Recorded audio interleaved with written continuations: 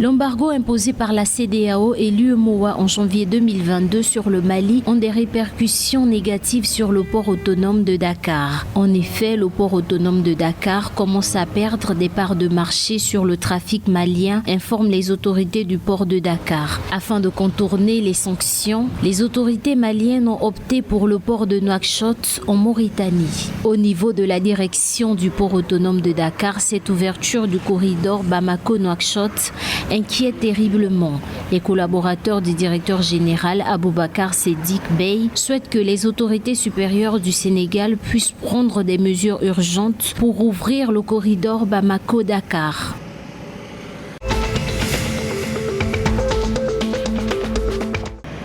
Autrefois très indispensable dans le quotidien des Burkinabés, le pétrole lampant se fait désormais rare au Burkina Faso. Selon les consommateurs, il a été relégué au bas de la chaîne de consommation à Ouagadougou. En effet, depuis l'avènement des lampes électroniques bon marché, les vendeurs du pétrole lampant ont disparu des quartiers populaires des grandes agglomérations. Seydou Tapsoba, vendeur, a indiqué que ce liquide se fait rare de nos jours, raison pour laquelle s'approvisionner relève d'un véritable parcours du combattant.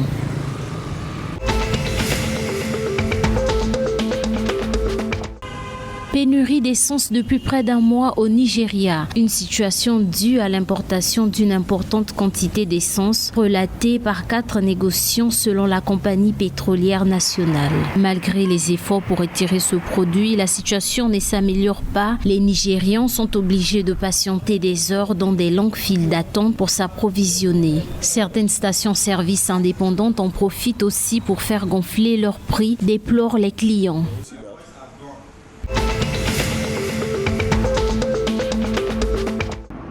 L'exécutif ivoirien a annoncé uniformiser les prix de la poche de sang et des produits sanguins à 3 000 francs CFA, aussi bien dans le secteur public que privé. Cette initiative vise, selon le gouvernement ivoirien, à éradiquer la spéculation et stopper l'inflation pour un accès plus accessible aux citoyens lambda. Avant l'uniformisation des prix, la poche de sang était accessible dans les hôpitaux généraux et formations sanitaires publiques au prix de 2 000 francs contre 6 000 francs dans les centres hospitaliers universitaires CHU. Dans les cliniques privées, la poche de sang revenait à 25 000 francs CFA.